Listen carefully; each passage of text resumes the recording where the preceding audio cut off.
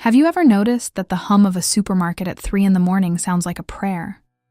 It's a low electric vibration that anchors you to the physical world when everything else is asleep. The fluorescent lights don't just illuminate, they bleach the reality out of the room. We think of these places as temples of convenience, but they are actually thin spots in the fabric of our world. They are designed to be identical, soulless, and infinite. And sometimes, if you enter one at the wrong hour, the store decides it doesn't want you to leave. I was standing in aisle 4 of a 24-hour hypermarket when the air changed. It was that stale, recycled oxygen smell, mixed with a hint of floor wax and something metallic.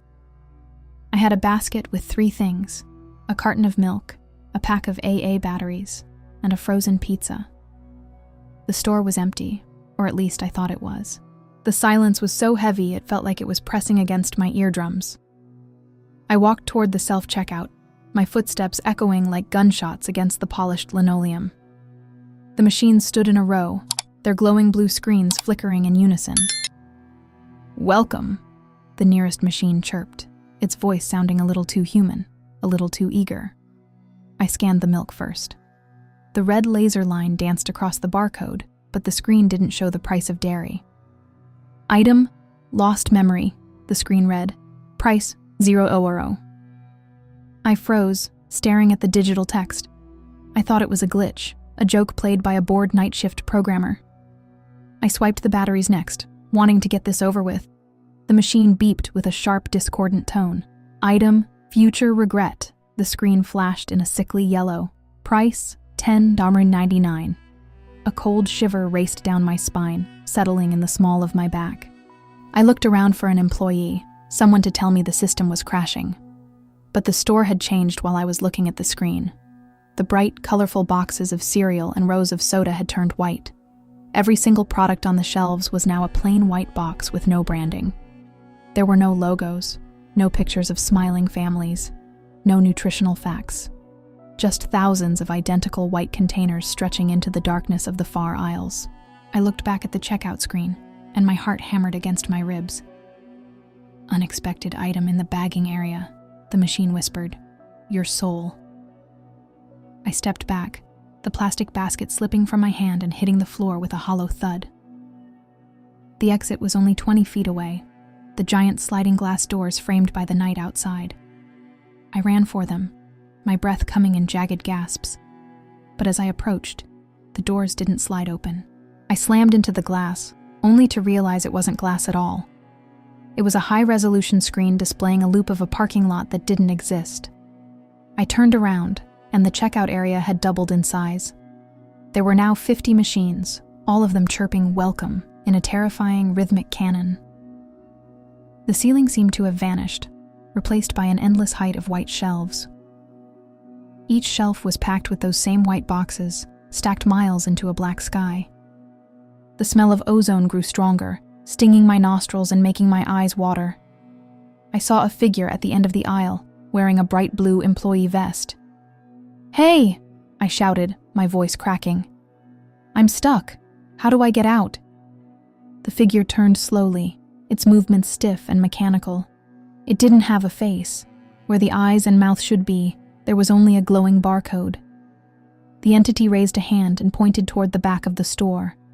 "Inventory must be processed," it said, the sound coming from the speakers in the ceiling. I began to walk, or rather, I was pulled by a strange magnetic force. I passed aisles labeled with things like unspoken words and forgotten dreams. I saw a woman sitting on the floor in aisle 112, staring at a white box. She was dressed in clothes from the 90s, her skin the color of old parchment. She didn't look up when I passed. She just kept trying to peel a label that wasn't there. This wasn't a store anymore. It was a museum of the things we throw away. It was the consumerist version of 7-Eleven, a dumping ground for the leftovers of reality. I reached a section where the floor was replaced by a conveyor belt. Thousands of people were moving slowly along it, their eyes glazed and vacant. They were all holding receipts that trailed behind them like long white tails. I looked down at my own hand and realized I was holding a piece of thermal paper. It was growing, unrolling itself from my palm, listing every mistake I had ever made. The prices were listed in hours of life and ounces of blood. I tried to tear the paper, but it was stronger than steel. The hum of the lights grew into a deafening roar, the sound of a billion transactions happening at once. I realized then that you don't buy things in 7-Eleven. The store buys you. You become part of the stock, a product to be shelved and forgotten. I saw a mirror at the end of a long hallway and ran toward it, desperate to see my own face. But when I reached it, the reflection wasn't mine. It was a white box, neatly wrapped, sitting on a shelf.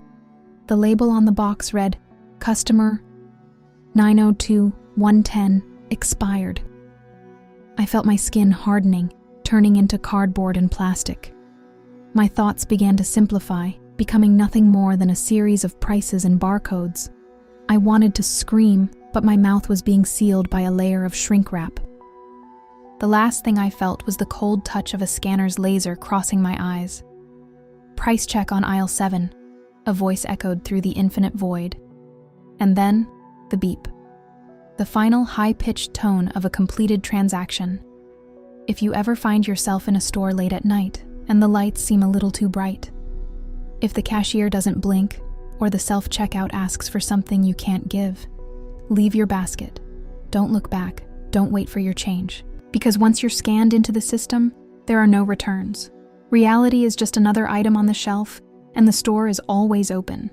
Welcome to the infinite inventory. We hope you found everything you were looking for.